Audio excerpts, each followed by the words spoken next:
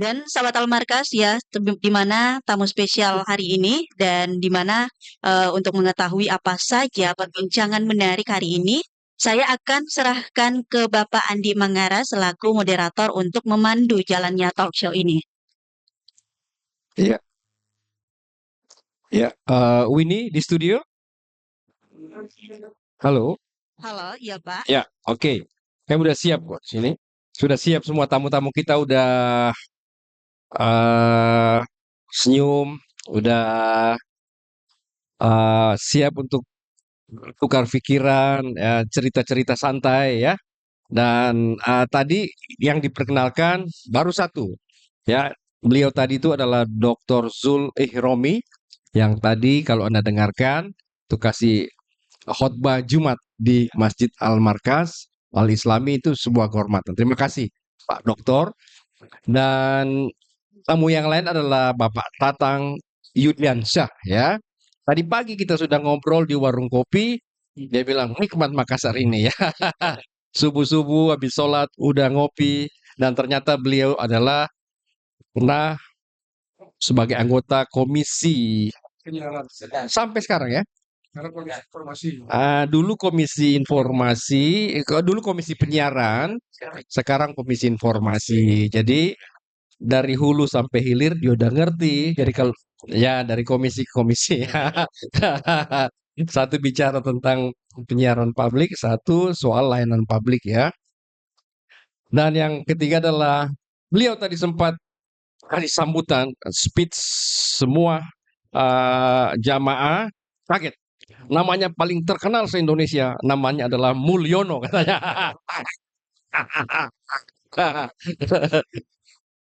Dan tamu kita yang satu ya, juga tadi teman ngopi di warung kopi Dek Anas. Kali ini tugas beliau adalah motret-motret ya, dokumentasi. Ya, ini kita ngobrol nanti soal dikit materi tentang khotbah ya Pak Doktor ya, terkait dengan doa optimisme di tengah himpitan ekonomi gitu ya. Bagaimana membangun itu? Silakan dulu kasih poin-poinnya Pak Doktor, silakan. Assalamualaikum warahmatullahi wabarakatuh. Bismillahirrahmanirrahim. Alhamdulillah, wassalatu wassalamu ala rasulillah. Kita bersyukur kepada Allah. Ini hari-hari kami di Makassar ini Daeng sangat membahagiakan sekali ya bertemu dengan eh, mereka yang terikat kalbunya, jantungnya dengan masjid. Pak Ustaz, saya potong Anda ya. Iya. Hasil survei memang mengatakan bahwa Makassar adalah kota yang paling membahagiakan di Indonesia saat ini. Oh, Masya Allah. Tepuk tangan dong, Pak. Tepuk tangan dulu. Ya enggak. Ya, ini hasil ini loh. Iya. Mudah-mudahan Pak Wali Kota dengar. Amin. Jadi Survei. Jadi nanti Bang Haji berarti bisa kita cari nanti di sini salah satu cabang dibuka sepertinya di Makassar. Cabang apa sih, Pak? Nanti tentang itu kita tanya ke Bang Tatang. Kepada ahlinya Pak Tatang. Masya Allah. Silakan. Alhamdulillah kami terima kasih dari hati yang terdalam, begitu merasa terhormat sampai di Makassar, terutama di Masjid Al-Markaz Al-Islami yang sudah lama kami pantau, kami lihat, dan ternyata ketika datang apa yang kami dapati itu lebih dari apa yang kami sangkakan. Nah, Di luar jadi ekspektasi. di luar Lebih baik. ekspektasi, Lebih baik. iya lebih Bukan baik lebih ternyata. lebih baik. Jadi ada sebuah ungkapan bahasa Arab dalam ungkapan orang Arab itu Bang Haji, Ya. laisal khabaru kal muayanah. Bukanlah kabar itu sama dengan yang dilihat langsung. Jadi tak sama rupanya. Oh. Jadi itu kesan yang luar biasa dan terlebih ketika kami diberikan kesempatan untuk menyampaikan khutbah di Masjid Al-Markaz yang sebelum khutbah tadi karena saya tahu ini orang-orang hebat semuanya di bawah agak agak grogi tadi Bang Haji. Saya baca-baca doa ya Latif tadi itu supaya Terutama lihat sekretaris saya iya apalagi Pak Arman Arfa ya. apalagi sebelum naik tadi Oh. Pak Arman bilang ke saya ini di samping Ustaz ini ada mantan Menko Kesra Oh iya. Prof Basri Basri Jalaluddin. tadi ya. Itu semakin grogi juga saya tadi itu. dubes ya. Ya, pernah jadi dubes di Iran juga. Ya. Jadi Jadi diperbanyak doa juga tadi. diperbanyak zikir juga tadi supaya saya tidak grogi juga. Iya Latif. Iya. Tapi Ya, saya di ujung kok, ujung sebelah kanan iya. langsung lihat dan simak ceramah Bapak luar biasa. Masya Allah. Ya. Semoga. Doa termasuk saya ini doa-doa saya lumayan banyak dikabulkan Iya. ketika dalam 1-2 tahun terakhir ini bergaul sama Pak Arman nih ya. Iya, iya. Jadi kita lebih Islami Iya. itu pada saat sholat tahajud, Pak. Oh, Saya rasakan sih, Pak. iya, iya. Ada masalah terus kita sholat tahajud. Ih, Iya. terkabulkan juga tuh, Pak. Ternyata begitu Bang Haji. Begitu ya? Jadi ternyata terkait doa ini selain seperti yang sudah kita sampaikan tadi, tapi saya sedikit ingin bercerita dulu kenapa saya terinspirasi menyampaikan itu tadi. Ya, that's why saya mau Nah, nanya itu dulu mengapa? mengapa Topik itu? gitu. Oke. Jadi saya pun tadi menjelang datang ke Al-Markas itu masih bingung apa ini yang harus disampaikan dalam khutbah. Karena kemarin ditodong saja sama Pak Arman ini untuk Ya. untuk menyampaikan khutbah. Nah, akhirnya dapat inspirasi karena dulu pernah saya khutbah di Masjid Raya An-Nur itu. Setelah saya khutbah, setelah jamaah pada pulang, ada satu orang jamaah menangis, meminta saya, Ustadz, saya sudah bosan beragama ini katanya. Saya kecewa sama Tuhan katanya. Lah apa yang karena dia lagi sedih seperti itu, saya berfilosofi. Saya jawab, kalau apa alasan abang kecewa sama Tuhan? Kalau ternyata nanti alasannya benar, oke kita sama-sama kecewa sama Tuhan. Oh, akhirnya dia curhat lah ya bahasa sekarang ya. Dia mencurahkan isi hatinya, ternyata dia banyak sekali berdoa, namun tak dikabulkan oleh Allah. Dia sudah berusaha bisnis ini gagal, kemudian mencoba ini gagal, dia berdoa kepada Allah.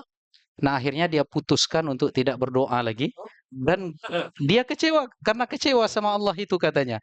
Nah, jadi ini sepertinya cocok ini di masa sekarang kita sampaikan karena banyak orang yang berdoa tetapi tidak tahu seperti apa pola Allah Ta'ala mengabulkan doa itu.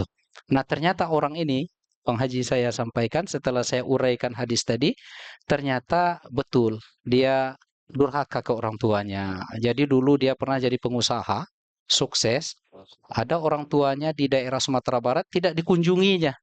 Jadi sampai orang tuanya itu bekerja di sawah milik orang untuk bertahan hidup. Nah, karena dia kecewa dulu ketika dia di masa kecil kan mungkin dia nakal gitu ya. Anak-anak kampung diusir sama ibunya. Yang namanya pengusiran orang tua itu kan tak serius itu untuk diusir kan. Pergilah kau dari rumah, bukan berarti serius itu. Nah, ternyata itu masuk hati dia. Oh. Jadi itulah saya lihat tadi baik sangka kita kepada Allah itu perlu diperkuat, tetapi dalam doa itu ada prasyarat ya, ketentuan yang harus terpenuhi sehingga kita nanti tidak kecewa manakala kita berdoa itu tidak dikabulkan oleh Allah karena bentuk pengabulannya bermacam-macam. Oke. Demikian Mas. Oke, baik, luar biasa itu, Pak. Luar biasa. Saya kalau flashback saya 4 kali loh diusir di masa muda sama orang tua tuh, Iya, Pak. tapi tak tersinggung ya Mas. Nggak tersinggung. Jangan dilanjutkan. Jangan dilanjut.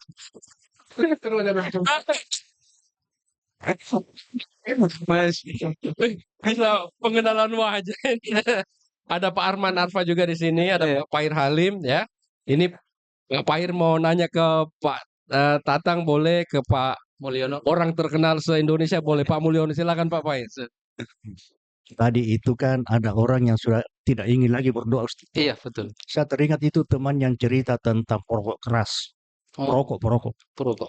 Karena dia mau berhenti merokok, maka hampir semua buku-buku yang melarang tentang rokok itu dia baca. Iya. Tapi kesimpulannya kan menjadi lain. Ah, Sejak itu dia berhenti membaca buku.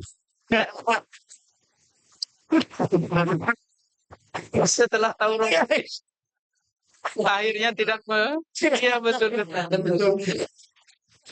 Pak Tatang mau komen soal ini. Itu plot twist nggak nyangka kan. Ya. Hah? Karena ini kan cerita hikmah rencana tadi. Ya, betul ya. Ternyata berhenti baca bukunya gitu. Oh, jadi itu kalau menurut Ustaz Iya. sebuah kesimpulan yang salah besar. Iya, Ah. itu sebuah kesimpulan yang keliru itu. Keliru ya. Iya. Ya. Ah. Oke, Pak Pair. Ini ada Pak Icang juga, aktivis masjid yang kata beliau masih kelihatan nakalnya ya. Lihat itu aja deh. Ini baru 2 tahun sadar juga. Ya baru. Silakan Pak Wayan. Ya, saya cuma mengingatkan Pak Andi, Hmm. kelihatannya kan tadi 3 itu syarat doa diterima Iya, ya. betul. Kelihatannya Pak Andi itu memilih yang ketiga. Nanti di akhirat aja kita dapat.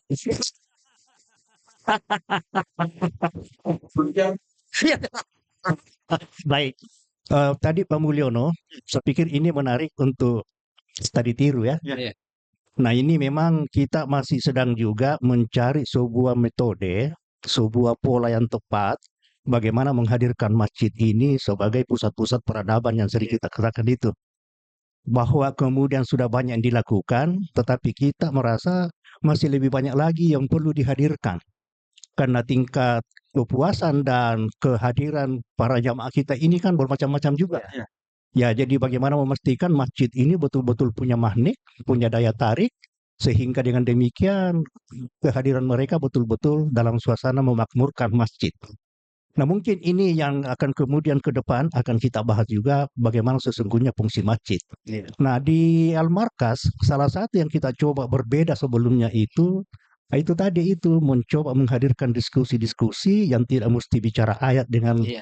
hadis, Iya. tetapi membicarakan tentang hal-hal yang bersifat fenomena sosial. Kita hadirkan orang kampus, kita hadirkan orang NGO, kadang juga pengusaha. Ini semua dikaitkan dengan realitas bahwa salah satu tantangan utama kita punya umat ini kan persoalan ekonomi. Betul. Nah, disitulah sebetulnya itu yang kita hadirkan, masjid itu kemudian bisa menjadi sebuah sentral utama untuk membahas masalah-masalah keduniaan juga. Iya, betul. Ya, saya katakan juga karena sesungguhnya akhirat ini kan sudah include Iya. ya, dunia. Jadi jangan ada kesan kira-kira begitu bahwa masjid hanya bicara tentang satu aspek saja di akhirat saja. Tapi dunia juga tidak boleh kita lupakan. Saya kira begitu Ustaz ya. Iya. Dua-duanya. Luar biasa. Pak Mulyono Silakan mau Pak Mulyono ya. komen. Silakan. Wakil ketua. Ya. Jabatan beliau di Di wakil ketua harian. Wakil Ketua Harian. Badan Pengelola Masjid Raya An-Nur Provinsi. Oke. Wakil saya Pak. Oh ya. Oh Jadi Pak kami ini Dwi Tunggal ini. Dwi Tunggal ya. Saya tak bisa berpisah dengan. Ya, silakan Pak Mulyono. Baik, terima kasih. Saya tadi sangat senang mendengar Pak Andi menyampaikan bahwa Sulawesi adalah kota yang Makassar. Kota membahagiakan. yang sangat membahagiakan Iya. karena senyumnya, terutama ke Pak Haji. Sebelum itu makanya saya pengen baca pantun dulu. Oh ya. Itu Ya, oke. Bayu. Kok bisa suka gitu ya? itu Bayu. Nah, tapi satu aja nanti keluarga akan nambah. Tadi pagi kita kan makan pertama ngopi makan ketan. Oh. Pantun nanti ada bahasa ketannya. Bumbu kecil menjadi anyaman. Cakep. Makan sarapan kue ketan. Cakep. Cakep. Terima kasih untuk setiap senyuman. Cakep. Di hati ini kurasa kehangatan. Jangan mau kalah nih Pak Tatang. Ada. Pak Tatang, silakan. Silakan dijawab. Pantun dan akhirnya selesai. Masih ada Mas. Oh. Nah, saya cukup pantunnya satu aja. Bagi nanti kalau kebanyakan beliau nggak cukup. Jadi saya mau menanggapin Bapak tadi. Betul memang. Jadi fungsi masjid tidak hanya semata-mata untuk tempat ibadah. Yang lebih umum adalah orang yang tidak ke masjid supaya mau ke masjid. Itu yang PR besar kita yang harus kita selesaikan bersama-sama. Sangat-sangat tertarik dengan apa yang disampaikan Pak Haji Arman itu. Jadi mengundang UMKM setiap Jumat sekali itu tadi. Dan ke depan rencana katanya mau 3 hari ya. Mau Jumat, Sabtu, sama Ahad ya. Itu luar biasa. Kami satu pun belum pernah. Bapak sudah mau yang ketiga. Wah, ini luar biasa. Iya. Jadi ini betul-betul akan kami tiru. Kami aplikasikan. Coba bagaimana. Cuma di Rio itu agak sensitif dikit. Terutama ketika ada masyarakat yang datang ke areal masjid. Areal kami itu kurang lebih 11 hektar. Jadi tempat jogging, olahraga, berbagai bermacam masyarakat. Jadi di sana ketika ada satu orang masuk saja di komplek lingkungan Anur tidak pakai baju muslimah, itu akan menjadi sorotan. Iya, Dan itu tantangan bagi kami. iya. Bagaimana untuk cari solusi itu ke depan gitu. Nah, tapi Pak Arman kemarin menyampaikan apa namanya argumen yang luar biasa bagi saya Dia bilang apa? bahwa ini adalah muamalah, Bapak. Aspeknya muamalah. Aspek muamalah yang kita ini, bukan ibadah gitu Iya. kan. Ketika masyarakat sudah mau ke masjid, mendengar azan, mendengar bacaan Al-Quran, lama-kelamaan hatinya akan tersentuh kan. Iya. Pasti akan masuk dalam masjid. Iya. Mulyono. Eh, itu yang akan Iya, kami itu tiru. poin kami itu. Nah, Itu ya, poin itu ya. Iya. satu Bisa- lagi poin Oke. yang tadi lupa saya nyampaikan. Kemarin juga disampaikan Pak Arman. Jadi banyak sekali sebetulnya. Kalau dicatat mungkin Iya, jadi berlembar-lembar ya. Luar biasa. Jadi akan mengorganisir sebagai forum sarana seluruh organisasi keislaman akan dihadirkan di Al-Markas. Iya. Sudah berjalan. Wah, itu luar biasa juga. Dialog. Dialog, bahkan nanti remaja-remaja mahasiswa itu ya, itu kan ke depan PR kita adalah kalangan Gen Z ya. Gen Z itu yang betul-betul harus kita kita kelola bagaimana mereka menjadi penerus-penerus yang handal. Dan itu luar biasa sekali, Pak. Kami terima kasih dengan ide-ide Bapak yang luar biasa cemerlang ini. Tangan dingin. Iya, tangan dingin ya. Pak Tatang ini perlu komen juga. Ilmu beliau kan sekarang ini adalah keterbukaan, Ya. partisipasi dan koreksi. Saya itu ya. Ya, ini membangun partisipasi yang kualitasnya baik itu seperti apa terkait dengan masjid, menghidupkan masjid. Silakan ya, Pak. Izin sebentar sebelum beliau Nah. sampaikan. Beliau kan dulu komisi, tapi komisi dalam arti positif kan? Apa itu? Ya, Komisi-komisi kan tadi kan? iya itu. Tapi komisi dalam arti positif kan, Bang? Bukan komisi-komisi. Dengan komisi. Baik, Assalamualaikum warahmatullahi wabarakatuh. Terima Waalaikumsalam. kasih Daeng Andi. Kalau Tuan pergi ke pasar, jangan lupa membeli ketan. Ah. Alhamdulillah kami sampai ke Makassar, kota bahagia, penuh senyuman. Oh. Ini spontan itu. Spontan, benar. Original. Jadi alhamdulillah saya juga secara pribadi ya banyak mendapatkan manfaat dari silaturahim kita. Kayak kemarin diskusi sama Bang Arman, Ketua Harian, dan kawan-kawan, Pak Fahir juga hadir. Jadi dapat saya simpulkan 3 hal, Pak. Masjid Al-Markas Al-Islami ini kan dibangun berdasarkan inisiatif dari Pak Muhammad Yusuf ya. Ya, Jenderal. Jenderal Muhammad Yusuf. Dan itu kan dibangun atas nama pribadi gitu. Iya. Pribadi. Nah, akhirnya pribadi beliau itu tidak meneruskan dengan anak keturunannya. Iya, diwakaf. Saya lihat ini justru pengelola-pengelola ini hadir dari tokoh-tokoh masyarakat, dari tokoh-tokoh agama yang memiliki khidmat cukup tinggi terhadap umat gitu ya. Sehingga rame-rame keroyokan untuk menghidupkan masjid ini. Iya. Gitu. Ini menjadi inspirasi kami karena kebanyakan masjid itu selalu diturunkan turun-temurun Iya. atau diserahkan kepada masyarakat setempat. Itu tuh pengelolaannya. Nah, itu yang pertama. Yang kedua, tentu ilmu yang kita dalami Pak Fahir, ya kan? Ini semua ada penghimpunan dana yang besar, kemudian ada masyarakat yang tingkat kepercayaannya tinggi terhadap masjid ini. Iya. Penghimpunan dana selama bulan Ramadan itu sampai 1,2, 1,4 ya, Arman ya. Ini muncul trust ini kan karena pengelolaan masjid ini yang transparan dan akuntabel. Iya. Gitu. Pasti itu. Ya udah ini ilmu komisi informasinya keluar. Iya. Setiap lembaga itu yang dikelola dengan transparan, terbuka, dilaporkan kepada masyarakat, automatically transparansi itu akan membuat trust masyarakat, kepercayaan masyarakat itu muncul gitu. Ya. Nah, ini kan dikelola orang-orang yang sebenarnya pengurus-pengurus yayasan, Pak Arman dan kawan-kawan ini kan orang-orang yang sudah selesai sebenarnya. Ya. Sudah selesai ekonominya, selesai urusan dunianya gitu. Dia pengen tempat mengabdi nih. Gitu. Gitu kan? Bukan tempat mencari makan, justru pingin dia memberikan sumbangsih, kontribusi pemikiran tenaganya gitu. Nah itu. Kemudian yang terakhir, yang ketiga, saya melihat menciptakan budaya, kebiasaan, apa namanya ini ya, peradaban baru sebagai masjid sebagai pusat ekonomi ini butuh waktu lama sebenarnya. Saya tanya ke Pak Arman tadi, ini udah berjalan hampir 30 tahun. Ya. Dan sebenarnya harus kita mulai. Jangan kita takut dengan angka 30 tahun tadi. Iya. Ya mudah-mudahan kami nanti kembali ke Riau gitu ya. Iya. Kita lihat konsepnya ini. Iya. Kalau di Riau ini kan di Badan Pengurus An-Nur ini Pak, ini kan masjid pemerintah. Iya. Masjid yang dibiayai oleh pemerintah dengan dana hibah, kemudian di SK-kan itu oleh gubernur. Dan ada juga peraturan gubernurnya. Ini dibentuk, ya, Badan Pengelola Masjid Raya An-Nur ini dibentuk berdasarkan peraturan gubernur nomor 20 tahun 2020. Iya. Yang ketua umumnya itu adalah sekretaris daerah, Pak Sekda Prof. Iya. Ketua hariannya baru ditunjuk, ini sekarang Pak Dr. Joli Krombi gitu. Nah, kita cari nanti jalan tengahnya. Kalau bisa cara pembangkitan ekonomi umat UMKM ini dengan cara seperti yang kami dapat di Al-Markas Al-Islami, kita akan coba terapkan itu.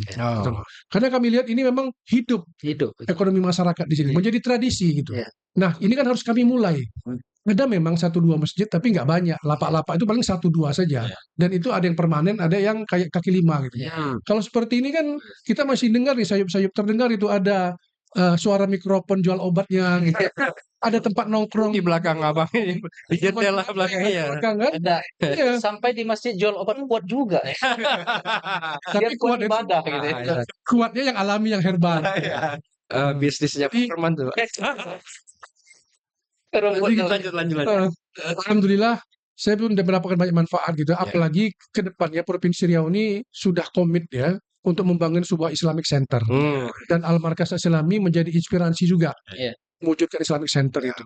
Kami kemarin cerita juga sama Pak Arman bahwa tidak ada lagi lahan pemerintah yang tersedia, Iya. kecuali hanya 5,4 hektar di Provinsi Riau itu.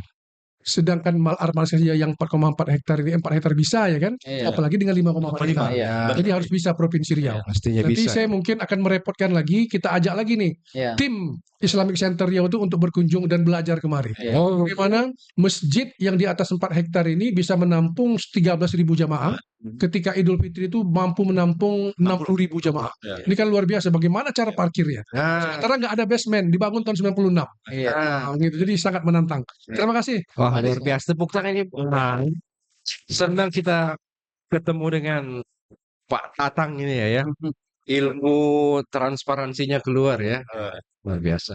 Saya kira sebagai tuan rumah, Pak Arman perlu kasih komen. Silakan Pak. Ya. Terima kasih. Saya mau berpantun. Saya tidak bisa menghafal. Karena bukan tradisi pantun kita pakai. Saya mengawali dengan pantun dulu dari Makassar. Cahaya menembus pagi, menyapa Riau dengan damai dan sejuk. Bila usaha disulam kolaborasi, maka kemuliaan bangsa akan tumbuh teguh. Ya. Itu isu saya spontan kira- juga tuh udah disiapkan dari Ini semalam, Pak. baru tulis.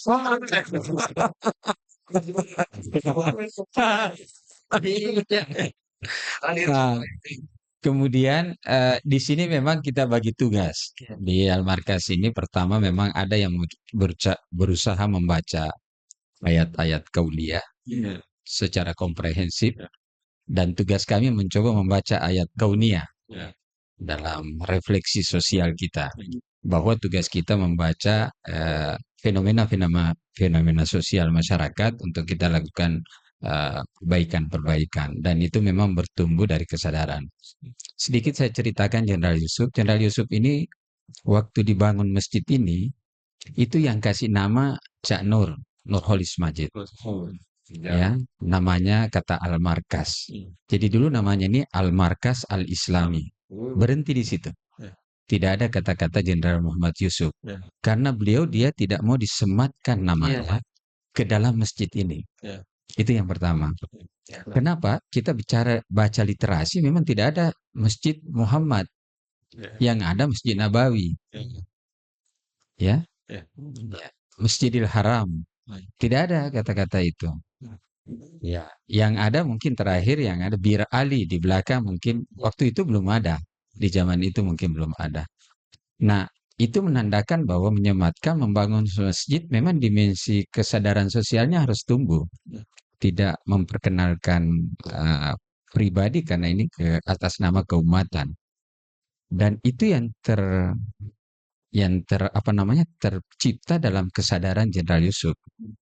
Saya dapat informasi ini dari kemenakannya yang salah satu pembina. Jadi ada satu kemenakan beliau yang menjadi pembina di Al-Markas, mantan wali kota Makassar, namanya Andi Heri Iskandar. Ya, Andi Heri Iskandar. Beliaulah yang menyampaikan bahwa dulu waktu beliau masih hidup, tidak mau ada kata-kata Jenderal Yusuf di belakang. Tapi dalam perjalanan setelah beliau meninggal dunia, kita abadikan Jenderal Yusuf ini sebagai wujud penghormatan yang tinggi kita kepada beliau.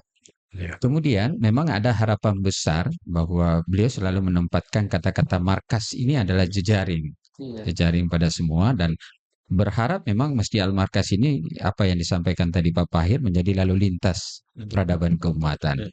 Nah, salah satu yang kita wujudkan kemarin mencoba membangun dialog peradaban namanya antar seluruh umat Islam. Kecuali satu, tapi kita tidak usah sebut. Kecuali satu waktu itu kita tidak undang. Tapi andai kita undang membangun dialog. Ya, teman-teman dari Tabligh. Di sini ada namanya Nasir. Mungkin Bapak sudah tahu. Dia semacam ya tidak masuk ke tarekat, lebih pada ormas kelompok Islam, dan itu kelihatan warna rambutnya itu kuning-kuning warna, tercat dengan rapi, dan selalu beliau lebih dahulu salat Idul Fitri dibanding kita, karena puasa dengan kita, karena acuan beliau adalah laut. Ya, mungkin di Sumatera juga ada hal yang seperti itu. Saya pikir ada banyak. Ya, Naksabandia memang konteksnya lain ke tarekat. Tarekat itu sama dengan Halwatiyah. Iya, Halwatiyah juga sama. Tata Halwatiyah kita undang jalur tarekat, teman-teman dari Syiah, kemudian dari Ahlul Bait, dan kadang mereka pisahkan, kemudian Tabligh, jamaah Tabligh, ya, gengnya Pak Icang ini, kita undang semua untuk berdiskusi tentang memotret masa depan peradaban umat ini. Dan dari Muhammadiyah, dari NU, apresiasinya sangat besar, sehingga kita mengharap ini cikal bakal. Nah, harapan kita yang kedua sebenarnya ini nih, membangun lalu lintas dialog. Salah satunya bagaimana masjid-masjid besar di Indonesia membuat kegiatan bersama. Misalnya Masjid An-Nur, dalam peringatan 1 Muharram kita sama-sama, Masjid Al-Markas, Masjid Istiqlal, di Jawa Timur Masjid Al-Falah, Al-Akbar, kemudian di Kalimantan masjid kemudian kita membangun dialog dan mengumpulkan seluruh jamaah masing-masing di masjid itu, jamaah sebesar mungkin, antara ulama di sana dengan ulama sini, saling mengirim kolaborasi dan pantun. Mengirim pantun di situ, dan dengan catatan memang fasilitas sudah kita siapkan. Tinggal nanti kita kerjasamakan mungkin dengan TV-TV nasional, mungkin TV One, TV Metro TV, yang kita bangun dengan sebuah kesadaran baru di situ. Mungkin itu gambarannya terkait. Kalau kegiatan di sini memang lumrah sudah berjalan. Kalau ini baru, ini yang setiap Jumat itu memang inisiasi Pak Yusuf Kalla yang Basar. Pertama dilihat tempat, ya, Pak JK katanya yang menyarankan pertama, menurut informasi yang kami dapat, supaya melakukan itu sekitar belasan tahun yang lalu, mungkin 7 tahun, 8 tahun setelah masjid ini bertumbuh, kemudian mulai dilakukan ini. Dan karena masjid ini sifatnya mandiri, tidak ada bantuan tetap dari pemerintah, makanya yang diminta adalah swadaya. Bagaimana partisipasi masyarakat keseluruhan. Salah satu yang kita rinci terakhir ini kartu yang bisa nanti diduplikasi kemana-mana. Mungkin itu Pak. Baik, terima kasih. Perlu dong kita tepuk tangan, ya. Keduanya berbicara tentang membangun partisipasi publik, ya. Jadi ini omongan orang Komisi Informasi nih. Ya, Pak Fahir, Pak Tatang kan Komisi Informasi, ya. Beliau suka menerima komisi. Saya kira beliau yang membuka, beliau yang harus menutup, ya. Sebagai penutup, saya kisahkan sedikit. Ada teman saya Dia bilang, kalau di grup jangan kirimkan saya kata-kata mutiara. Lebih bagus mutiaranya aja deh. Ya. Karena itu kata-kata mutiara nggak bisa merubah hidup saya. Kalau mutiara saya bisa jual katanya. Nah, terkait sama doa dan optimisme. Silakan 1-2 menit Pak Ustaz. Iya, Silakan, Pak. terima kasih Pak Andi. Jadi sebagai penutup, sekali lagi saya sampaikan terima kasih. Kemudian yang kedua, terkait optimisme tadi, ini mengingatkan saya ketika Rasulullah dan para sahabat itu dihimpit masalah besar waktu itu. Lalu Nabi mengatakan, yu'jibuni al-fa'lu. Begitu menakjubkan bagi saya adalah optimisme ke depan itu. Jadi kunjungan kami ini sebenarnya membangun optimisme itu. Hope, Iya, al-fa'lu, harapan. ya harapan, hope gitu ya. Ya. Semoga nanti rasanya apa yang dibuat oleh Pak Arman dan kawan-kawan di sini bisa kami wujudkan nanti di sana. Amin, amin. Tetapi kadang dengan berjalan itu mana yang tertutup akhirnya terbuka. Ya. Ya jadi ada pepatah Melayu itu mengatakan jauh apa Bang Tatang? Jauh berjalan banyak yang dipandang. Nah, Jauh berteman banyak kita belajar. oh, Jadi intinya kami Pak Andi betul-betul optimis sepulang dari sini insya Allah. Dan karena kami dari Makassar adalah kota yang membahagiakan, di sana kami juga akan lebih bahagia insya Allah karena sudah pulang dari Makassar. Kemudian ada juga sebuah ungkapan yang mengatakan liqa'un yaqibuhul liqa'. Jadi pertemuan kita ini akan berlanjut lagi ke depannya nanti insya Allah. Jadi Pak Arman, kawan-kawan, nanti saya harap ada kesempatan datang ke Pekanbaru, jangan segan-segan kontak kami. Ya, sebagaimana kami di sini diperlakukan seperti keluarga, di sana kami jadikan seperti keluarga juga, bahkan lebih. Insya Allah. Demikian. Ya, terima kasih Pak Andi. Kita beri tepuk tangan untuk ya. Terima kasih semua tamu Almarkas ini, Pak Dr. Sul, Pak Tatang, dan Pak Mulyono, dan rekan saya di studio. Ya, demikian akhir dari obrolan kita tamu Almarkas ya. Sahabat Almarkas, saya akhiri dengan ucapan Assalamualaikum warahmatullahi wabarakatuh. Waalaikumsalam warahmatullahi wabarakatuh.